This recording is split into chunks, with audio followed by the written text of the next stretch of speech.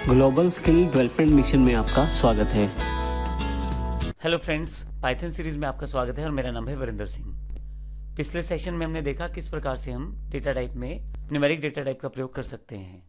With example हमने देखा किस प्रकार से हमने वेरिएबल बनाए, किस तरह से हमने वेरिएबल बनाए और किस तरह से हमने उसमें वैल्यू असाइन की जो कि न्यूमेरिक डेटा टाइप की वैल्यू थी। लेकिन हम पाइथन में, क्योंकि हम डेटा टाइप तो डिफाइन नहीं करते हैं, पाइथन खुद ही उसे अकॉर्डिंग टू वैल्यू उस पर्टिकुलर डेटा टाइप की वेरिएबल के अकॉर्डिंग असाइन कर देता है। लेकिन हम ये जान सकते हैं कि पाइथन के द्वारा किस डेटा वेरिएबल को कौन सा डेटा टाइप असाइन किया गया है। अर्थात यदि x में अगर मैंने 10 असाइन किया है तो इसका अर्थ ये होगा कि x जो है वो एक इंटीजर डेटा टाइप का वेरिएबल है, और अगर मैंने उसमें 29.54 असाइन किया है तो वो फ्लोट डेटा टाइप का वेरिएबल है, और फिर अगर j के साथ वैल्यू मैंने सेव की है तो वो कॉम्प्लेक्स डेटा टाइप का नंबर है। ये जानकारी हम पिछले सेशन में ले चुके हैं। इस सेशन में हम देखने वाले हैं कि किस तरह से हम प्रिंट आउट में ये चेक कर सकते हैं कि कौन सा वेरिएबल किस डेटा टाइप का है। इसके लिए हम टाइप फंक्शन का प्रयोग करते हैं। फंक्शंस की जानकारी हम आने वाले सेशन में लेने वाले हैं, लेकिन अभी केवल जैसे हम प्रिंट फंक्शन का प्रयोग करते हैं किसी वैल्यू को प्रिंट करवाने के लिए, उस तरह टाइप फंक्शन का प्रयोग करते हैं हम किसी भी वेरिएबल की डेटा टाइप की जानकारी के लिए। प्रैक्टिकल रूप में इसे अच्छी तरह से समझते हैं।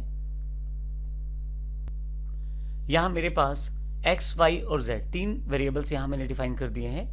x में मैंने 10 स्टोर किया है, y में 20.12 अर्थात 20.12 स्टोर किया है, और z में 4j एक वैल्यू स्टोर की है। x हमारे पास न्यूमेरिक डेटा टाइप स्टोर करता है इंटीजर डेटा टाइप के अकॉर्डिंग, y में न्यूमेरिक डेटा टाइप स्टोर है लेकिन फ्लोट डेटा टाइप के अकॉर्डिंग, और z में न्यूमेरिक डेटा टाइप स्टोर है लेकिन कॉम्प्लेक्स डेटा टाइप के अकॉर्डिंग। मुझे जानना है कि इनकी टाइप क्या है। हालांकि मुझे पता है, लेकिन मान लीजिए किसी केस में कोई रिजल्ट आता है और आप ये जानना चाहते हैं कि वो टाइप कौन से टाइप का रिजल्ट है, तो आप टाइप फंक्शन से जान सकते हैं। यहाँ मैंने टाइप फंक्शन को प्रयोग किया है, अगर आप यहाँ देखें तो टाइप फंक्शन को, लेकिन उसमें मैंने उस वेरिएबल को साइन कर दिया है जिस वेरिएबल की डेटा टाइप मैं जानना चाहता हूँ। पहले मैंने x असाइन कर दिया है टाइप में, फिर y असाइन कर दिया है, फिर z असाइन कर दिया है। तो टाइप फंक्शन पहली बार में मुझे इस वेरिएबल का डेटा टाइप देने वाला है, फिर y का और फिर z का।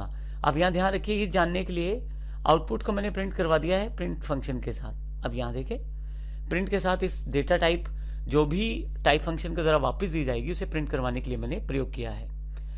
प्रोग्राम ऑलरेडी सेव है, मैं इसको एग्जीक्यूट करके देखता हूँ यहाँ से।